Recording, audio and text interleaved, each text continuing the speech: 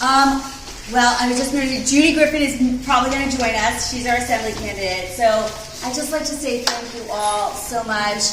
I'm trying to remember, it seems like a lifetime ago I first got involved with Engage Long Island, and we did a meeting, and we were talking about the incredible advocacy you did, Flip 3.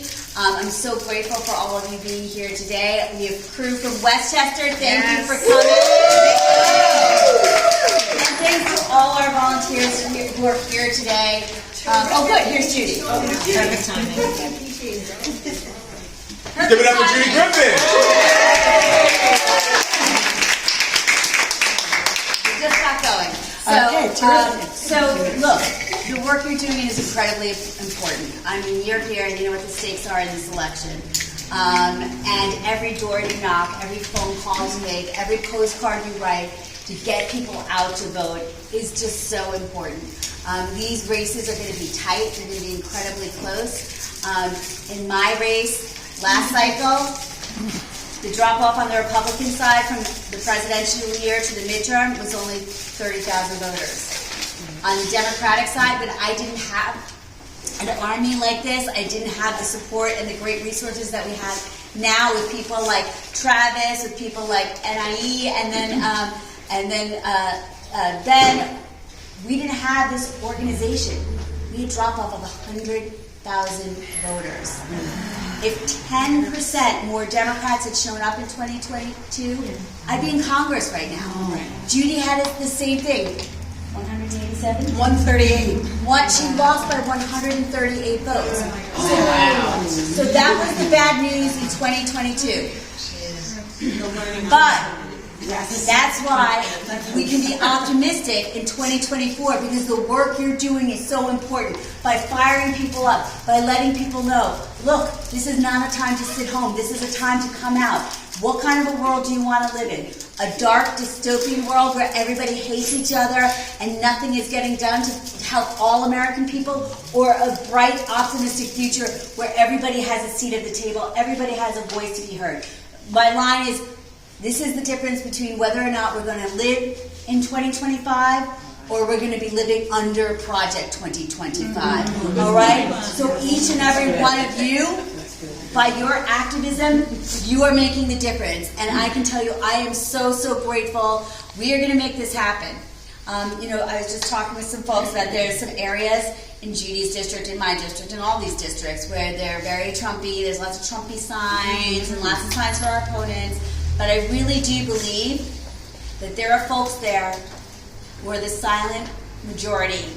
They might be afraid to put out their Democratic signs because they're in a very Republican or traditionally Republican area, but they're going to help carry us across the finish line. And it's also because of your advocacy, knocking on those doors in some of those tougher neighborhoods and just saying, what's at issue in this election and what can we do? We had Harry Dunn here yesterday, who's a Capitol Police officer on January 6th and has since become an activist, making sure people come out and vote for Democrats. And he was knocking doors for us. We did a launch in Rockville Center, and then we did a launch here, and he's knocking doors for us.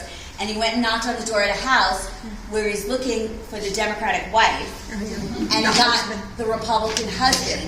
And he talked to the Republican husband, and he got him to commit to voting on row A.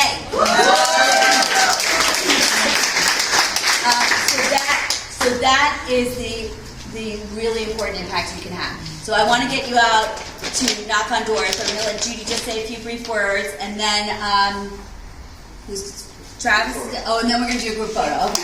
Okay, I will be brief because Laura already said so much that is so important. I just want to thank you all for going out so many times. A lot of you live not right on the South Shore, and you've made the trip down numerous times to help us, and it is so appreciated. I'm so grateful for that. And I also want to just mention another statistic that I find very interesting. In 22, we have 150 assembly districts. The highest vote we had in any assembly district was 52% of Democrats came out in 80-21. Every year that I run, 52% Democrats came out. And we were the highest in the entire state in most years, but definitely in 22.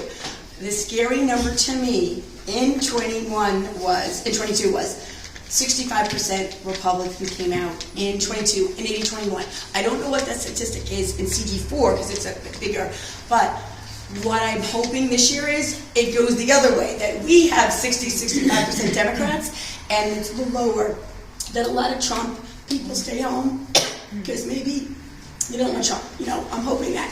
But that's a number that frightens me because I hope we can get all of our Democrats out to vote. Thank you. Lose my voice. Campaign season, I always lose my voice. But so important to remember that. And I already see the enthusiasm of so many Dems coming out, and can't thank you guys enough for all your support that you've done for everyone. All of us Democrats on Long Island, but especially Laura and I here in CD4 80-21. So thank you, and let's get out and get that vote. Can I add a couple of quick things? First of all, thank you again to everyone who came here. I know a lot of you traveled from out of district, from Westchester. We have already written over 11,000 postcards for your slate, plus Siela, which is amazing. So those are hitting the mail now. And then also you're carrying lit for Prop 1. Please remind voters, nobody knows about this. Abortion is on the ballot, even in New York. Flip their ballot over and vote yes on Prop 1. Please point that out. And then if you don't mind, just actually, we're doing a contest. Can you pick a number 1 through 23?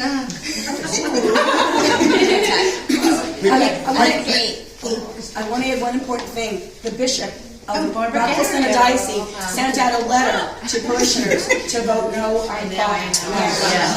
Someone messaged me that today. Go, can you send me the letter? Because that's, I believe, to be illegal. You're not. You have not on the stats. You start paying taxes if you want to send out. And also, the bishop in Rockville Center sent out a letter after Trump was supposedly shot in the ear, blessing Trump and wishing him healing, using terms, as I understand it, I'm not Catholic, my Catholic friend told me, using terms that are only used when you're blessing Jesus. And he blessed Trump in this way. Was that a letter too? It was a letter to the Archdiocese. Okay, I gotta get some. It was, so you have to go back to that period. His first letter was when my husband and I left the Catholic Church, that we don't talk to. They're like rapists? Yeah, they were very active. Let's talk about it.